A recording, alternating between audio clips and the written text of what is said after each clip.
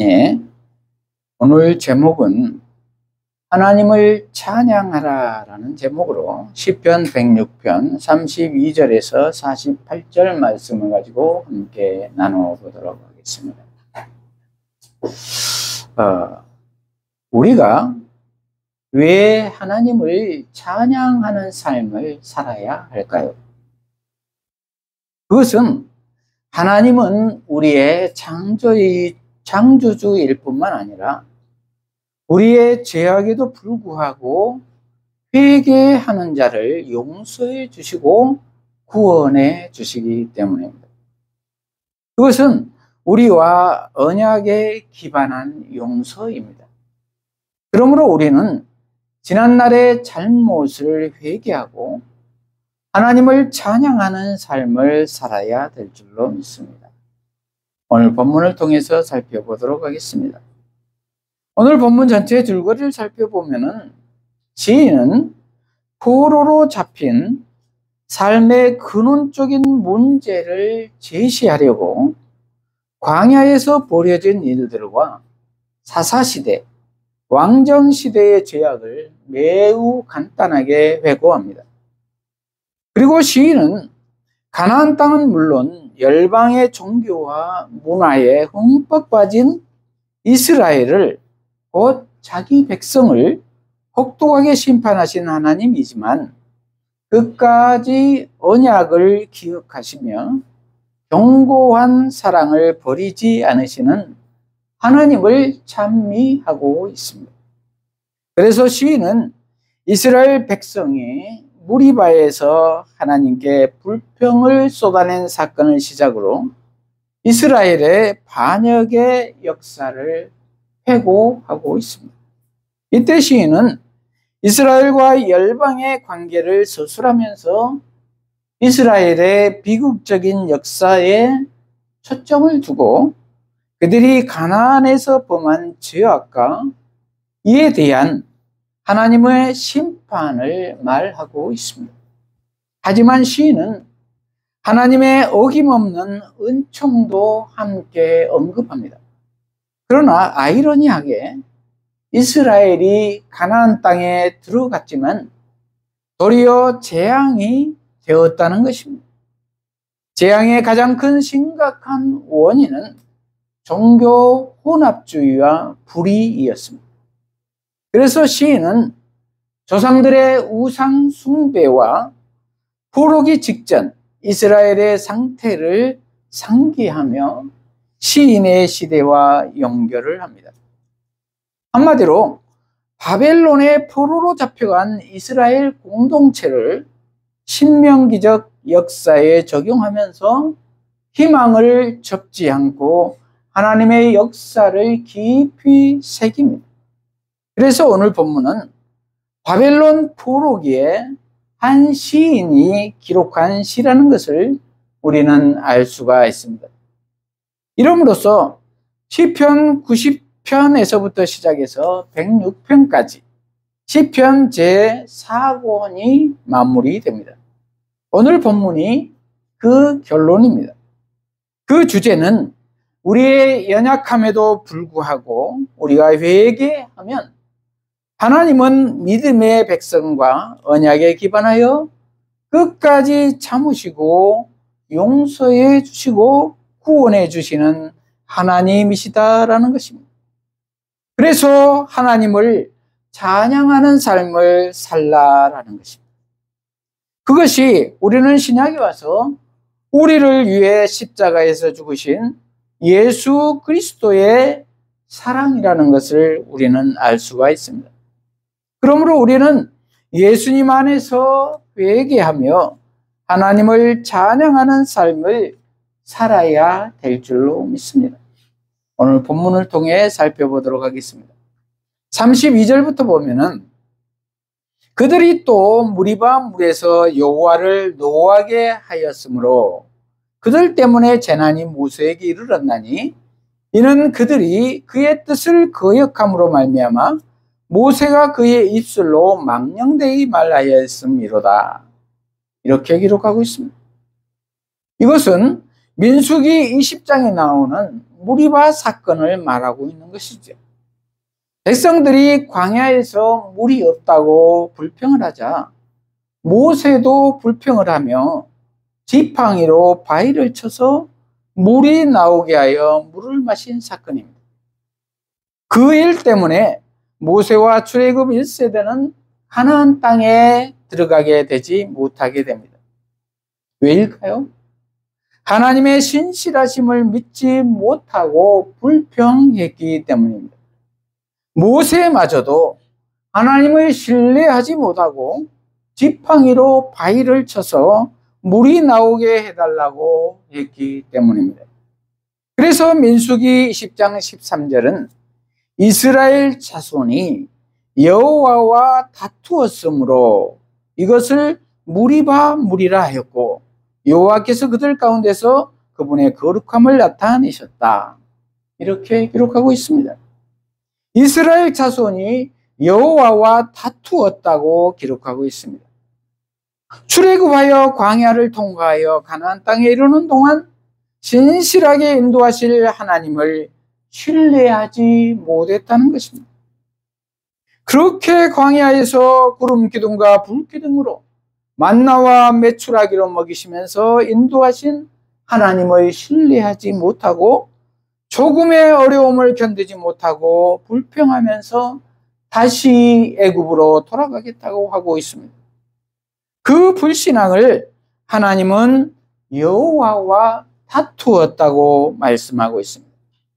그 사건에 신실한 모세까지도 연루되어 함께 가나안 땅에 들어가지 못하게 됐다는 것입니다.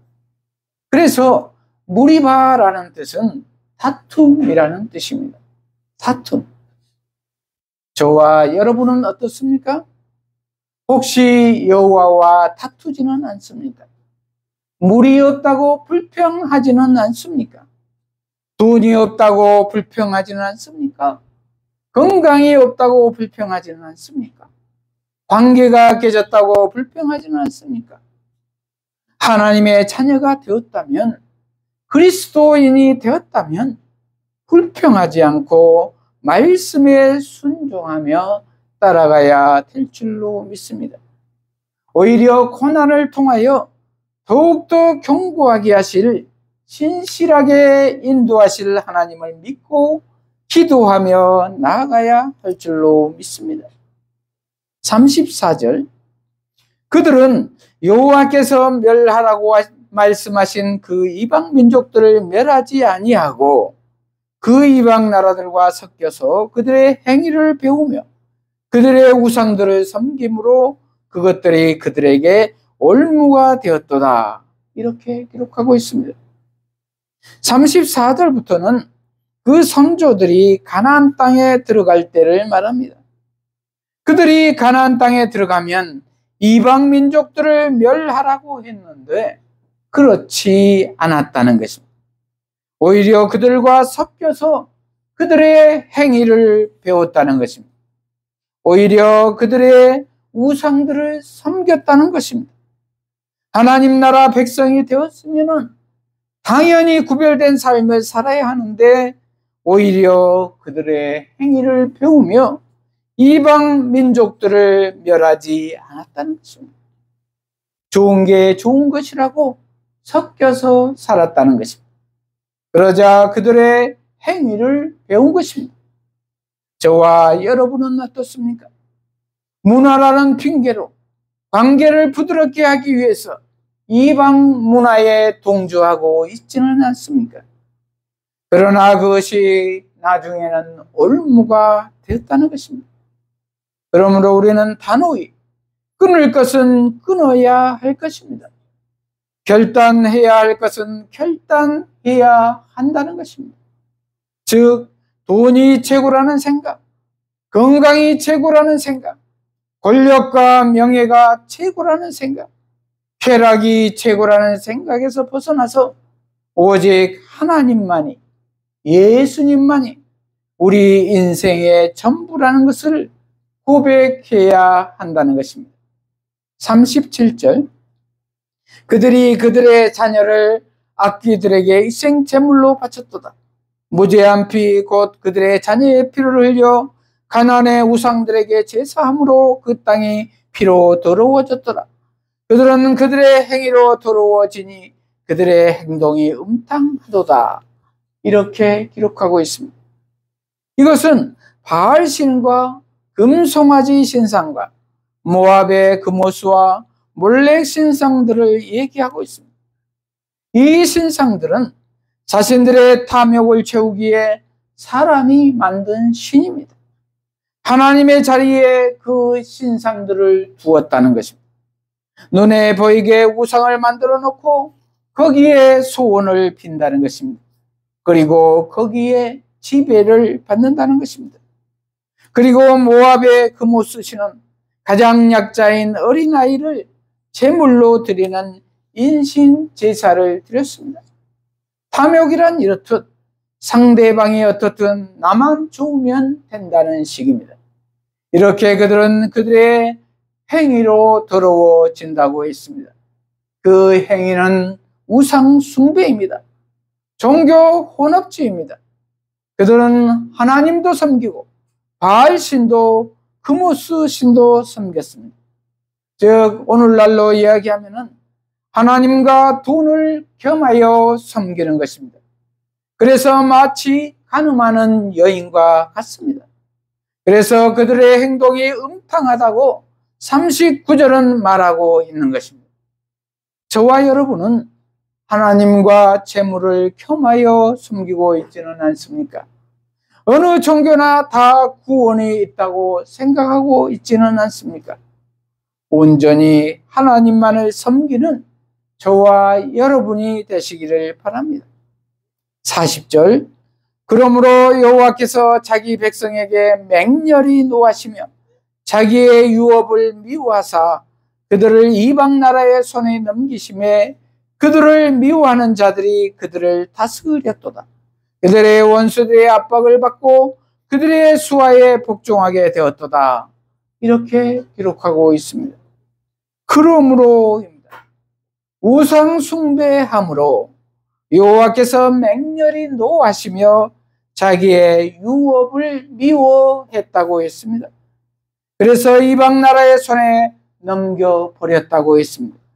바벨론의 포로로 잡혀가게 해버렸다는 것입니다. 그래서 그들의 지배를 받게 해버렸다는 것입니다. 하나님의 주권입니다. 지금 저와 여러분은 어떠한 상태에 있으십니까? 혹시 바벨론 포로로 잡혀 있지는 않습니까? 돈의 노예로 잡혀 있지는 않습니까? 삶의 염려에 사로잡혀 있지는 않으십니까? 하나님의 자녀는 말씀 안에서 참 자유를 누리는 것인데 혹시 무엇에 억눌려 있지는 않습니까? 억눌려 있다면 예수 이름으로 말씀으로 단호히 물리치고 참 자유의 세계로 들어와야 할 줄로 믿습니다. 43절, 여호와께서 여러 번 그들을 건지시나 그들은 교묘하게 거역하며 자기 죄악으로 말미암아 낮아짐을 당하였도다. 이렇게 기록하고 있습니다. 여호와께서는 여러 번 건지시려고 시도하셨다는 것입니다. 그러나 그들은 교묘히 거역하며 빠져나갔다는 것입니다. 변명하며 합리화했다는 것입니다.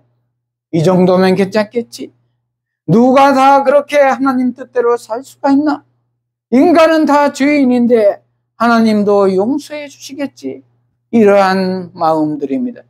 그러므로 그들은 자기 죄악으로 말미암아 낮아짐을 당하게 되었다는 것입니다.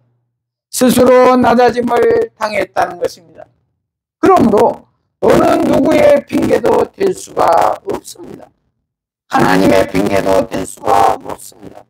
왜냐하면 하나님은 죄악된 삶을 살도록 인간을 만들지 않았기 때문입니다. 하나님은 죄와는 상관없으신 분이기 때문입니다. 다만 인간이 죄악에 스스로 미혹당하였기 때문입니다. 그래서 야고보서 1장 14절은 오직 각 사람이 시험을 받는 것은 자기 욕심에 끌려 미혹됨이니 이렇게 기록하고 있습니다. 그러므로 자기 스스로 미혹된 것입니다. 그러므로 어느 누구를 핑계할 수가 없습니다. 그리하여 야고보서 1장 15절은 욕심이 잉태한 즉 죄를 낳고 죄가 장성한 즉 사망을 낳느니라 이렇게 기록하고 있습니다. 죄의 결과는 사망이라는 것입니다. 44절 그러나 여호와께서 그들의 부르짖음을 들으실 때에 그들의 고통을 돌보시며 그들을 위하여 그의 언약을 기억하시고 그 크신 인자하심을 따라 뜻을 돌이키사 그들을 사로잡은 모든 자에게서 긍휼히 여김을 받게 하셨도다 이렇게 기록하고 있습니다. 그러나입니다. 그러나 여호와께서 그들의 부르짖음을 들으실 때에 그 고통을 돌보시며 그들을 위하여 그의 언약을 기억하시고 그 크신 인자하심을 따라 뜻을 돌이켜서 그들을 사로잡은 자에게서 긍휼히 여김을 받게 하셨다는 것입니다. 회복입니다. 사로잡은 자들에게서 긍휼히 여김을 받게 하셨다는 것입니다. 페르시아의 고레스 왕의 선처로 바벨론의 포로에서 해방되어 예루살렘으로 귀환하게 되었다는 것입니다. 조건이 그들이 부르짖을 때입니다. 그들이 부르짖을 때, 그때에 여호와께서 들으시고 뜻을 돌이키시고 그들의 고통을 돌보시고 사로잡은 자들에게서 선처를 받게 하셨다는 것입니다. 저와 여러분은 부르짖고 계십니까? 부르짖으면 반드시 들으시는 하나님이신 줄로 믿습니다. 그리고 언약에 기반하여 기억하시고 선처를 베푸시는 하나님이신 줄로 믿습니다. 그러므로 우리는 반드시 부르짖어야 할 줄로 믿습니다. 그리하면 멸망을 작정하셨을지라도 뜻을 돌이키실 줄로 믿습니다. 47절부터는 귀환을 위한 기도와 찬양을 기록하고 있습니다. 여호와 우리 하나님이여 우리를 구원하사 여러 나라로부터 모으시고 우리가 주의 거룩하신 이름을 감사하며 주의 영예를 찬양하게 하소서. 여호와 이스라엘의 하나님을 영원부터 영원까지 찬양할지어다. 모든 백성들아 아멘 할지어다. 할렐루야. 이렇게 기록하고 있습니다. 여호와께서 우리를 구원해 주시고 여러 나라로부터 모으시고 주의 거룩하신 이름을 감사하며 주의 영예를 찬양하게 해달라고 기도하고 있습니다. 이렇게 선조들로부터 지금에 이르기까지 죄악으로 점철되었지만 회개하오니 구원해 달라는 것입니다. 그리고 구원에 입각하여 주를 찬양하게 해 달라고 합니다. 영원부터 영원까지 찬양하게 해 달라고 기도하고 있습니다. 그러므로 모든 백성들아 아멘 이루어지이다. 할렐루야 하나님을 찬양하자. 이렇게 고백하라는 것입니다. 이렇게 언약에 신실하신 하나님을 찬양하자라는 것입니다. 그러므로 저와 여러분도 언약에 신실하신 하나님을 의지하며 찬양하는 삶을 살아야 될 줄로 믿습니다. 말씀을 마무리합니다. 저와 여러분은 찬양하는 삶을 살고 있으십니까? 먼저 지난날의 모든 잘못을 예수님 앞에서 회개하고 예수님의 보혈의 피로 죄 씻음받아 새 생명으로 신실하게 인도하실 하나님을 찬양하는 삶을 사는 저와 여러분이 되시기를 축복합니다. 기도하십시다. 하나님 아버지, 오늘 하나님을 찬양하라는 제목의 말씀으로 깨닫게 하시니 감사합니다.